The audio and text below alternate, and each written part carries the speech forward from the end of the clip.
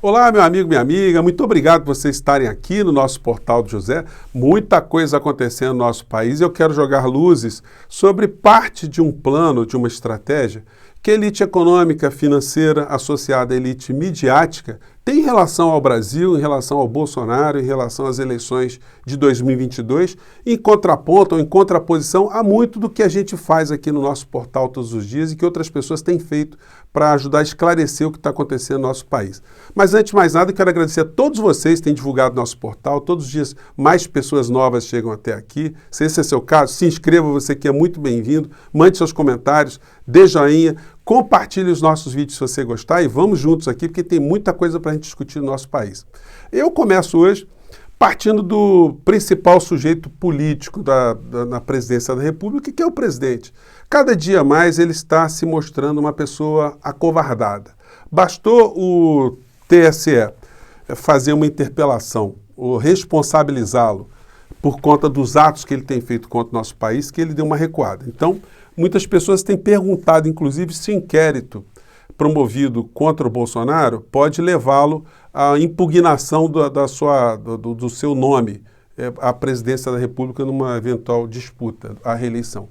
Pode acontecer isso, mas existem amparos jurídicos e políticos para que isso aconteça instantaneamente? Bom, isso é uma outra história. Nós vamos ter que entender quais são as forças que atuam no meio desse processo todo.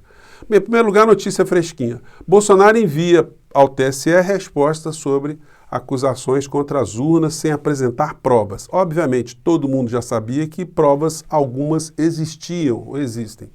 Outra matéria diz: ao TSE, Bolsonaro diz que não ataca a segurança das urnas e quer auditoria. Gente, ele não pôde fazer, em relação ao TSE, aquilo que ele disse que faria com a CPI, né? Não sei se você lembra, né? Aquela palavra chula, né? Caguei para a CPI, né? Pois é, aqui ele não poderia falar isso, porque é uma interpelação judicial, e aí ele estaria na rota do crime, que já estão mais do que materializados. Se o Tribunal Superior Eleitoral usar por simetria, né, por lógica, por semelhança, no seu julgamento em relação ao Bolsonaro, o que faz com outros atores que fizeram as mesmas transgressões, o Bolsonaro está impugnado.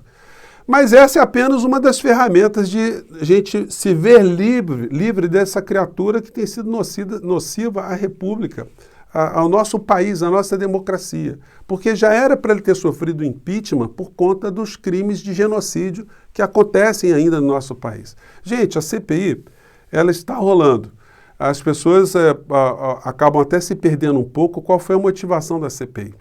Ela foi criada para investigar a responsabilidade sobre os efeitos da pandemia aqui no nosso país. Obviamente, todas as pessoas grudadas ao poder tentaram jogar fumaça nessa história para que as pessoas não percebessem aquilo que quem acompanha a política e a lógica no cotidiano já sabia, que nós temos um presidente que comandou um assassinato em massa aqui no nosso país. Isso tem que ser dito e isso tem que ser mostrado o tempo todo.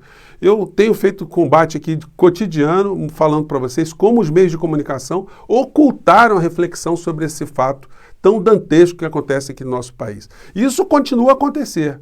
Quanto mais Bolsonaro permanece à frente do nosso país, mais interesses ocultos, interesses econômicos que não passam pelo nosso cotidiano, eles acabam por serem conduzidos uns dias atrás dos outros. Gente, o Bolsonaro, ele simplesmente quando ele fez os atos de promover a cloroquina, medicamentos sem eficácia, sugerir que pessoas invadissem hospitais, ter feito aglomerações, não ter utilizado máscara, ter atuado contra a vacinação, retardado a compra de vacinas, tudo isso acarretou mortes aqui no nosso país. Quando ele fez desinformações uns dias atrás dos outros nas suas redes sociais, nas suas lives, dizendo que o Supremo tinha proibido ele de fazer algum tipo de coisa, enfim, quando ele gabelou as pessoas dizendo que foram os prefeitos e governadores que tiraram empregos. Enfim, esse discurso dele, o tempo todo que é reverberado, inclusive pessoas muito esquisitas. A gente tem estruturas religiosas que vão para as redes também, que ficam justificando esse tipo de comportamento. Tem uma coisa surreal que merece um debate à parte,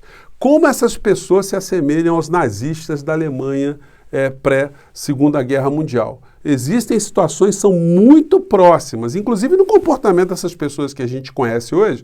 Como a gente não vivenciou na Alemanha daquele tempo, a gente não consegue entender isso. Mas quando você estuda, você vai ver que o discurso dessa gente de ódio, quando eles chamam a gente de comunistas, socialistas, petistas, petralhas, mandam a gente sair fora do Brasil para algum país, isso tudo era que os nazistas faziam também na Segunda Guerra Mundial, antes da Segunda Guerra Mundial. Eles atacaram os judeus, gente, mas antes de atacarem os judeus, eles atacaram os comunistas, os socialistas. Desde 1919, os comunistas eram mortos na Alemanha. Quando eles chegaram a atingir os judeus, muitos judeus eram inclusive comunistas também. Vamos lembrar que Olga Benário, que foi a esposa de Luiz Carlos Prestes, foi deportada para a Alemanha porque era comunista, não era porque era judia. Então, existem muitas situações que são próximas dessas pessoas que ficam xingando os outros hoje de verme, lixo, vai para Cuba, vai para Venezuela. Era a mesma coisa que os nazistas faziam com os judeus nas vésperas da Segunda Guerra Mundial. Eles chamavam os judeus de ratos, que disseminavam a peste ideológica, muito parecido com essa gente que segue Bolsonaro. Aí, só nesse parênteses para fechar essa história, o Bolsonaro, quando ele fala para as pessoas se armarem, não é por uma questão de defesa pessoal, não. É por uma questão política. É uma questão de, como ele diz o tempo todo, né?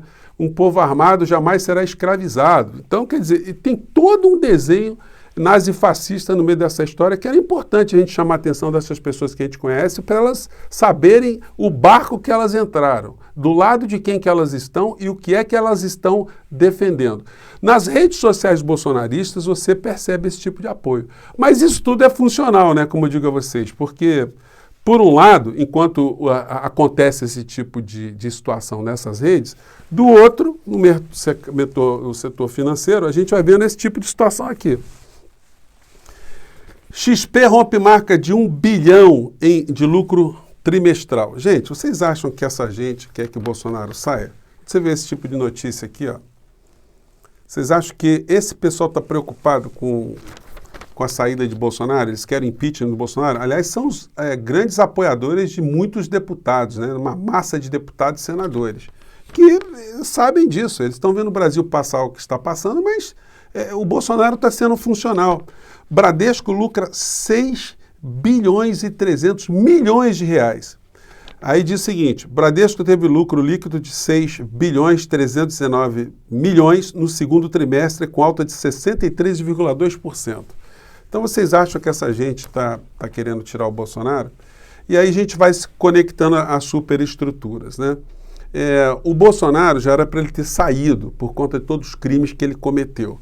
E ontem o deputado Luiz Miranda, ele deu um depoimento para a Polícia Federal, onde ele mostra que um dos atos do Bolsonaro, para além das questões que a CPI está verificando, foi um ato de improbidade, um ato contra o povo brasileiro, ao nomear um general incompetente, uma figura bizarra para cuidar da saúde do nosso país num momento de grave crise. E a gente percebe que o Pazuello também não mandava nada nessa fala aqui, que a gente pode ver do deputado Luiz Miranda na Polícia Federal, para o delegado da Polícia Federal. Vamos acompanhar um trecho aqui, gente. O jeitão carioca dele. Eu falei assim, inclusive ontem eu fui no presidente, cara, o cara entregou um negócio que é um absurdo. Se estiver acontecendo de verdade, é um absurdo. Você precisa cuidar disso. Aí o Pazuello olha para mim e falou assim, deputado, posso falar a verdade? Eu, em 6 horas andando de helicóptero com ele, eu consegui 10 minutos de atenção dele. Eu não consigo falar com ele.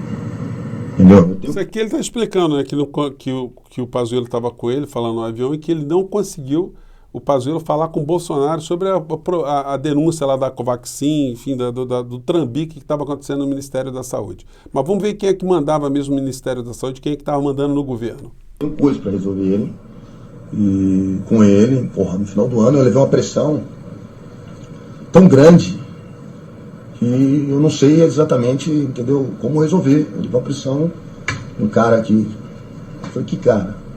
Eu falei, porra, a Tulira botou o dedo na minha cara e falou assim, eu vou te tirar dessa cadeira, porque eu não quis liberar a grana pra listinha que ele me deu dos municípios, dos lugares que ele queria que recebesse.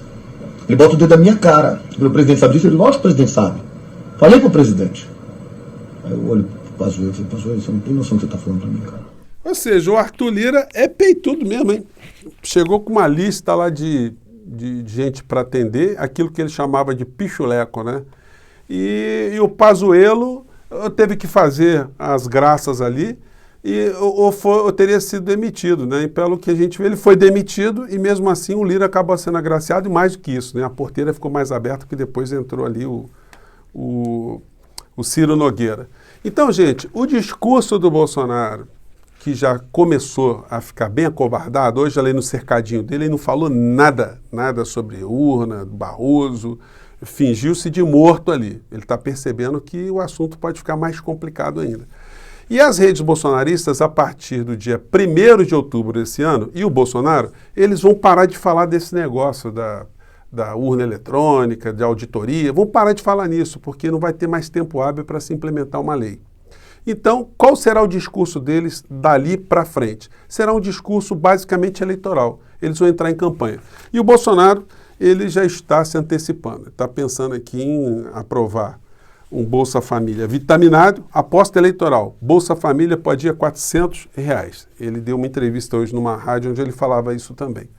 E as redes bolsonaristas vão dizer que a economia está melhorando, que os empregos estão voltando, que a pandemia já está mais contida e que o Bolsonaro ele é contra-comunista e que ele é pela família. Então, aquele discurso nazi-fascista que eu comentei com vocês. Eles vão insuflar uma parcela da sociedade com a estratégia do medo, com aquilo que aconteceu. Volto a frisar, não é exagero, gente, é história. Aquilo que aconteceu na Alemanha.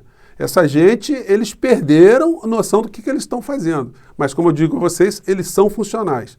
Então, eles vão continuar a fazer esse discurso do medo, associado a grupos de picaretas da fé, que construíram partidos políticos travestidos de igrejas, pessoas que são virulentas, pessoas que não têm nada de religiosas. Quando você vê um Malafaia chamando os outros de petralha, de esquerdopata, esse é discurso de um cristão?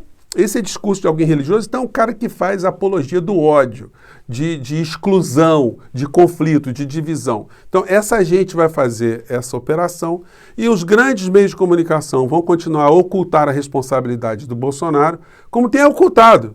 Ontem, no nosso papo, eu revelei, que falei para vocês, como o Bolsonaro fez um discurso terrorista, um discurso de ameaça de uma guerra civil. E aí você vê o Jornal Nacional, não fala absolutamente nada sobre esse assunto, fala de uma maneira muito en passant, dá prioridade a outros temas. Os outros telejornais na mesma linha. E aquilo que o povo não é informado, o povo não cria consciência de saber quem é que está nos governando, quais são os valores, os princípios que essa criatura tem. Isso tudo, gente, está no pacote econômico que beneficia esses grupos econômicos todos aqui no nosso país. Então, o desenho que está montado, embora a gente esteja fazendo o combate aqui diariamente, é que Bolsonaro seja preservado até 2022. E que em 2022 nós vamos estar diante de debates. Infelizmente, debates entre a civilização e a barbárie. É isso que vai acontecer. O mercado, de uma maneira geral, ele não está muito preocupado com essa polarização. Basta a gente ver, gente, que quando sai pesquisa eleitoral, como no caso de hoje, quando apresenta o ex-presidente Lula com grandes chances de ganhar essas eleições, o mercado não tem nenhum tipo de turbulência. Isso que seria motivo de preocupação no ano 2000, uma pesquisa dessa dando alguém de esquerda disparado na frente, isso provocaria uma série de turbulências, hoje já não provoca mais, porque o Lula já foi testado e já foi aprovado. Então, para o mercado, de uma maneira geral, o desenho está bem arrumado. Compete a todos nós estar acentuando esses debates. E o ideal para a nossa democracia é que o Bolsonaro não estivesse nessas eleições, que a gente tivesse um dilema ali no plano civilizatório.